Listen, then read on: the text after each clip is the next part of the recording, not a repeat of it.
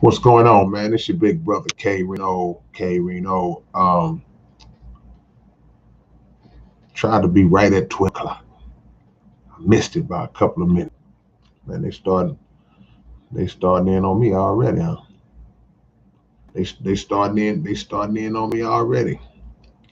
But really, what I wanted to do was kind of go into this subject tonight and kind of break down the differences, which we know the differences if we are adults or have any type of common sense. But we also want to talk about why. And many of us know why these things go on, but it's so layered that we don't really take into consideration.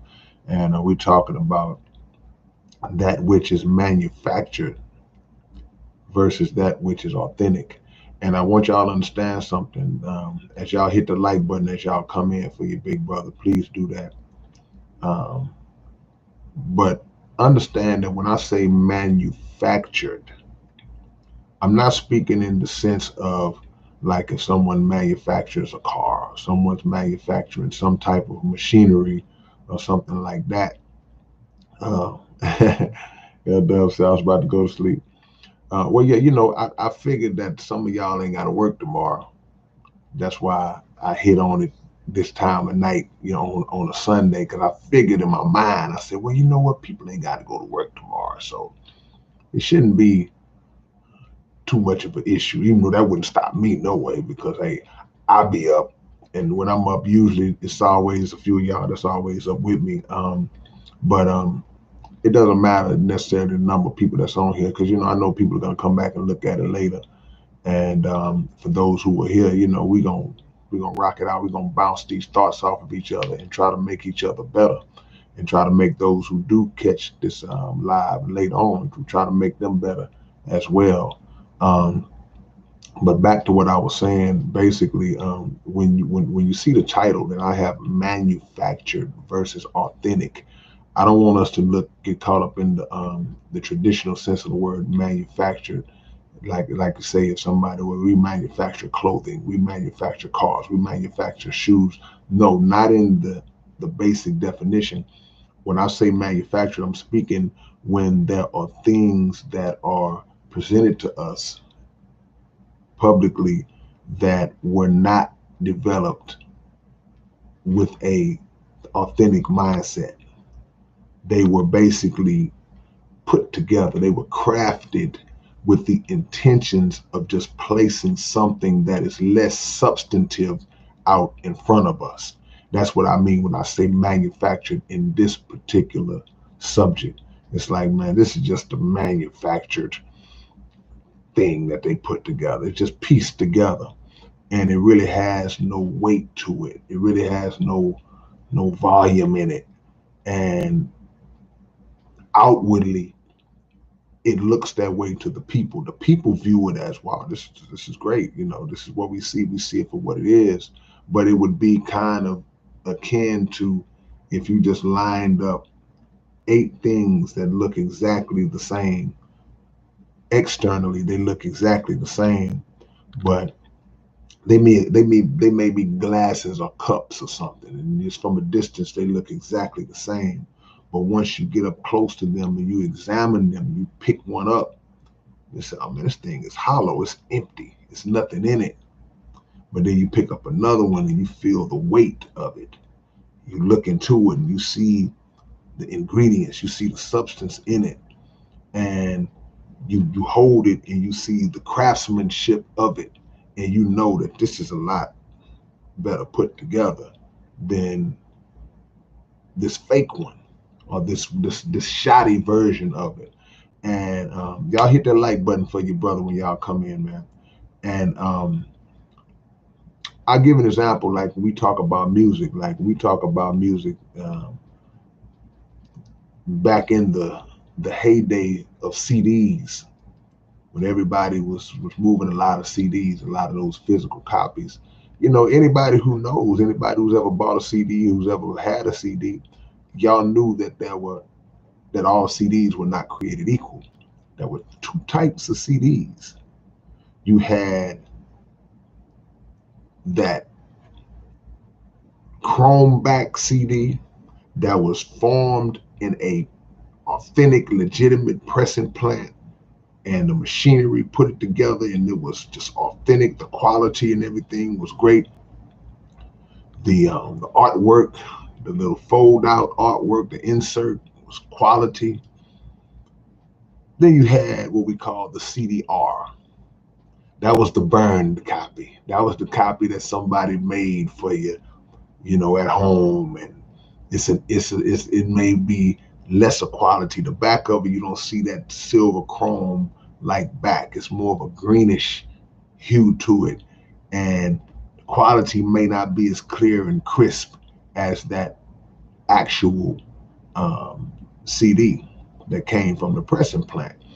But in a lot of people's eyes, they don't know the difference. They don't even catch the difference in the sound quality. But for those who know, they know. So that's kind of the differences of what we kind of want to go into today, because not only am I going to talk about the manufactured things versus the authentic things, I'm also going to talk about the manufactured people versus the authentic people. And that's where it gets serious, because that's really the foundation of where I'm trying to go with this in the first place. Um, don't be fooled by the flash. Don't be fooled by the flash. When you think about the music industry, that's the industry I'm in, so I always can lean towards that because I understand it and I know it. But when you think about the music industry, um, particularly in hip hop in this day and age, you see a lot of artists who tend to look like they were just carbon copied. They were just cut out of a pattern. They were cookie cut out of a pattern and then just ran down an assembly line and then presented to the public. They have a particular look that's similar to others' looks. They have a particular sound that's similar to other sound. They have a particular style and a particular pattern of behavior and movement and cadence and all these different things that seem to line up with everything else for the most part that you hear going on, that you hear out here in the industry. And while a lot of them do well in terms of selling, in terms of gaining popularity, and if we want to go into that conversation of how they gain the popularity, whatever, um, typically they don't last very long. Typically, they kind of have a nice little run, and then the fire kind of fizzles out, it kind of burns out. And the reason why, in my opinion, that happens is because they were crafted. Their image was crafted, the look was crafted, the music was crafted, and there was not enough weight under it. There was not enough substance to it that would allow it to have sustainability.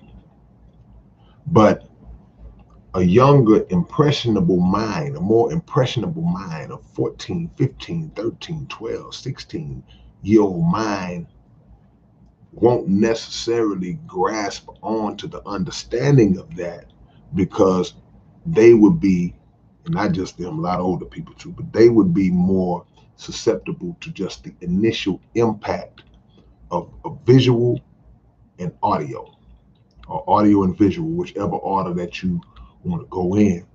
And they don't necessarily take into account the importance of the substance, of the substance that will, of the relatability, and the substance coupled with the relatability that equals longevity, that equals effectiveness in terms of reaching the heart and the soul of the person that's listening to it, and then becoming one with that artist, becoming one with that authentic sound and that authentic person, because that authentic artist typically is an authentic person who is speaking about life experiences that are speaking about things that they've been through and things that they've experienced and their feelings and emotions about life or whatever. And those things resonate with other individuals who are living or have lived that same reality. That's the difference.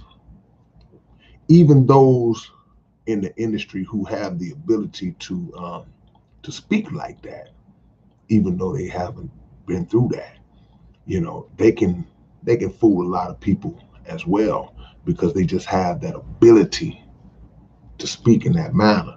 You may have an exceptional delivery. You may have a very catchy voice, an attractive voice, because sound attracts. The proper types of sounds, they attract and they resonate with us and they draw us in. And sometimes when a person has the right type of voice and they have the right type of delivery, in a lot of cases, unfortunately, it doesn't even matter what they say. They can practically say anything and it goes over. Whereas you may have an individual who might not have the best rapping voice. His voice might not be, he may got a high pitched squeaky voice. It's like, man, but he's saying some real deep, dope words that are really, really um, relatable. They're really important. They are life changing words, but people don't take him seriously because he got this squeaky voice. Or people don't take him seriously because his flow might not be as, he may not ride the beat the way this other guy rides the beat, but the guy who's riding the beat ain't really saying nothing. And I spoke about that a while back when I talked about just when you really truly break down lyrics for rappers. I'm still on rappers right now. When you break them down, how many of you listen to rap lyrics and just dissect the words and say, man, you know what, I want to really listen to what this person says, because we can be fooled by the energy